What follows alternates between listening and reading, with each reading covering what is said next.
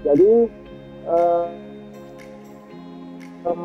yang mendasar ya dari kejadian hari Kamis, Jumat, Sabtu yang lalu itu dimulai dari hujan dengan intensitas yang tinggi, bahkan hampir hampir 5 hari tidak reda.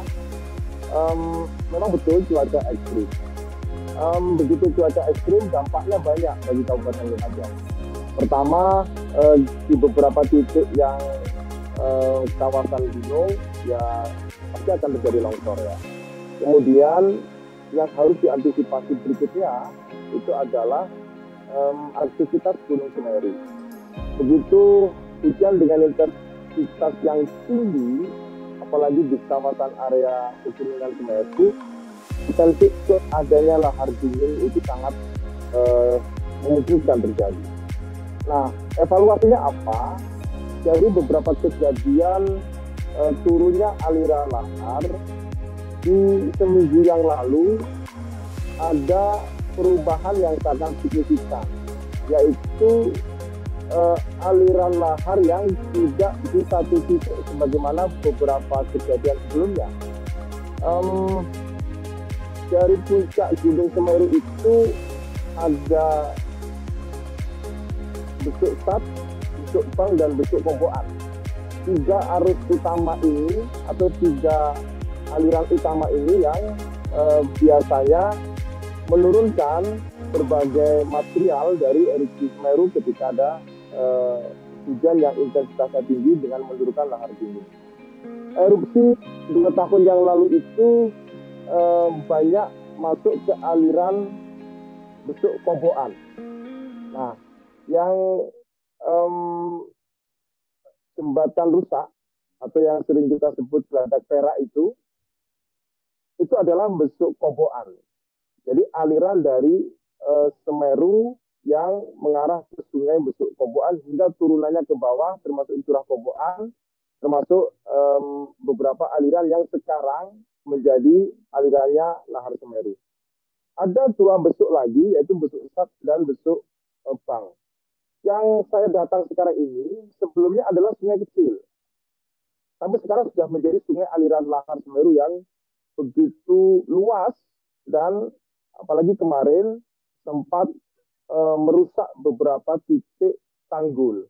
Saya datang ke tempat ini karena ada beberapa tanggul yang rusak, yang jebol, sehingga sungainya itu tidak lagi mengikuti aliran lahar tetapi masuk ke pemukiman. Nah, apa yang harus dilakukan sebagai evaluasi mendasar tadi itu adalah ada perubahan yang harus kita pahami terkait dengan keadaan Semeru. Semeru tidak seperti dulu lagi. Dulu ada proyek Semeru namanya. Proyek Semeru itu yang melakukan rekayasa aliran dari semua aliran sungai lahar dengan beberapa infrastruktur yang dibangun. Misalnya pembuatan tanggul, kemudian pembuatan jembatan limpas. Pembuatan jembatan limpas itu jembatan yang kalau ada lahar, dia bisa melewati jembatan itu laharnya. Atau airnya bisa masuk, atau airnya bisa naik ke jembatan. Tetapi kalau tidak ada lahar, jembatan itu bisa difungsikan untuk kegiatan akses ekonomi masyarakat. Sekarang banyak jembatan yang sudah hancur. Jembatan limpas yang sudah di atasnya sudah ada material. Tanggul yang sudah jebol. Apa dampaknya? Ya pemukiman masyarakat.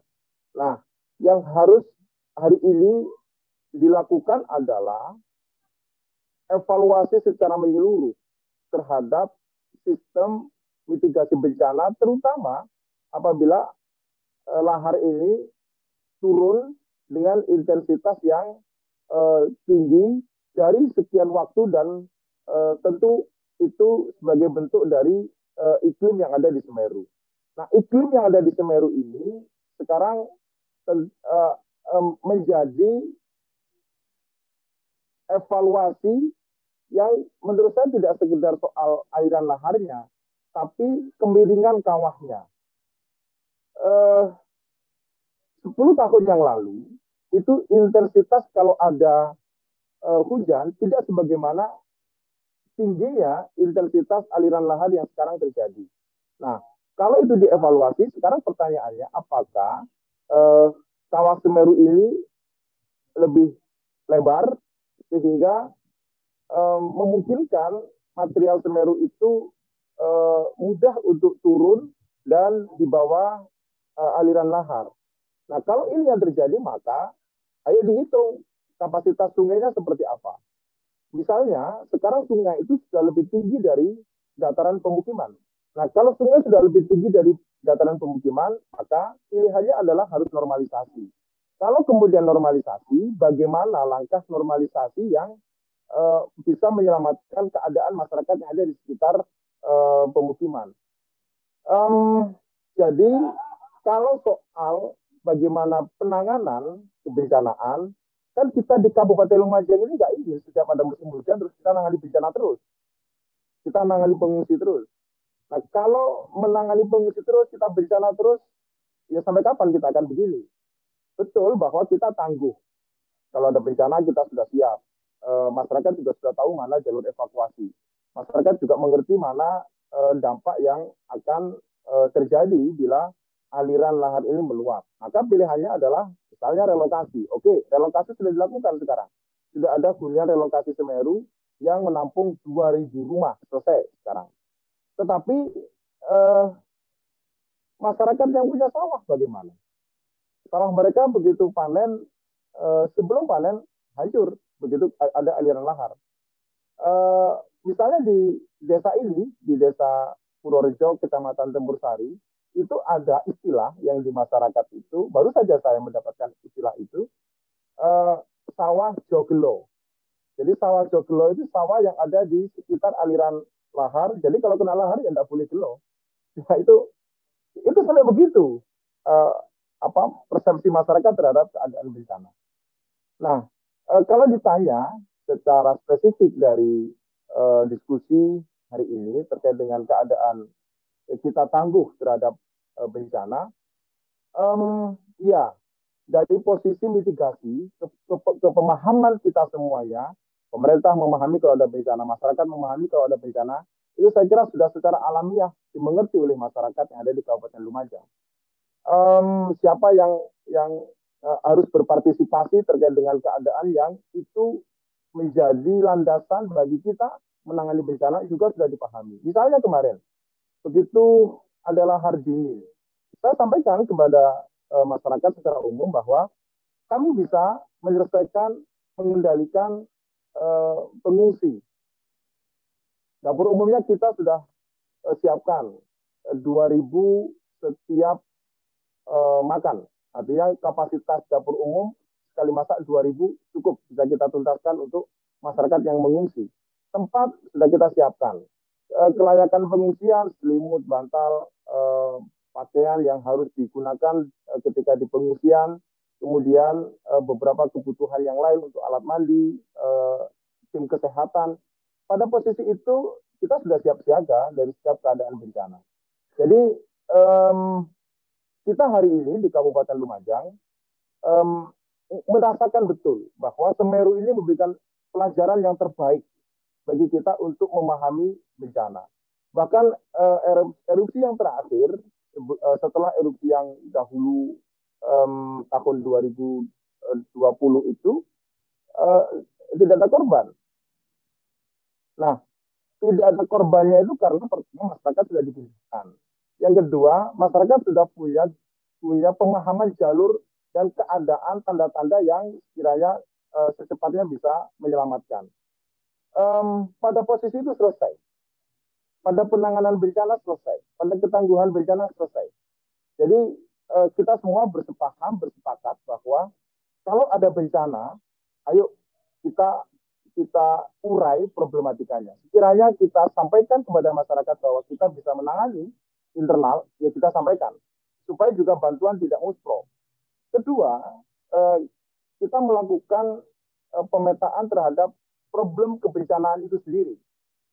Kemarin misalnya bencana, itu problem dasarnya yang harus kita segera tuntaskan adalah restrukturisasi atau pembangunan kembali terhadap beberapa infrastruktur yang rusak. Oke, kita inventarisir, kita sampaikan kepada BNPB bahwa ini yang perlu kita bangun kembali, pemerintah kabupaten ini yang bisa kita lakukan, tapi yang lain kami tidak bisa, misalnya. Dan pemerintah provinsi menyampaikan yang ini yang kami bisa, itu clear dalam hal begitu. Misalnya saya ingin sebutkan pemerintah provinsi sanggup atau akan menyelesaikan pembentangan kembali jembatan gantung yang rusak atau memperbaiki kembali jembatan gantung yang rusak. Kemudian membangun kembali jembatan kelapa sawit Tumpeng yang rusak, yang itu dari anggaran pemerintah provinsi.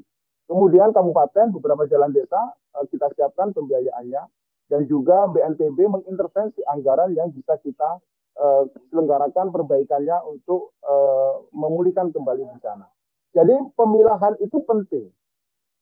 Kalau sekarang misalnya pemilahan yang harus kita utamakan adalah restrukturisasi kembali atau infrastruktur kembali, ya berarti kita fokus untuk pembangunan kembali infrastruktur yang rusak. Manusianya bagaimana? Selesai. Kita urusi, kita tuntaskan. Nah, beda dengan yang kemarin ketika erupsi Semeru, yang utama kedaruratannya adalah memang manusianya. Dan manusianya kita urus. Rumah dibuatkan atau dibangunkan oleh pemerintah melalui Kementerian PU misalnya, anggaran dari anggaran BNPB. Begitu manusianya sudah tertangani bertahap atau juga ada yang pekerjaannya bersamaan, pembangunan infrastruktur dipulihkan kembali. Jadi teman-teman semua, pemilahan itu penting dari sejak terjadinya bencana, sehingga apa yang harus kita lakukan dalam keadaan bencana itu betul-betul bisa kita tahap demi tahap diukur, sehingga pekerjaan yang akan kita lakukan ketika terjadi bencana dan pasca bencana betul-betul bisa diukur.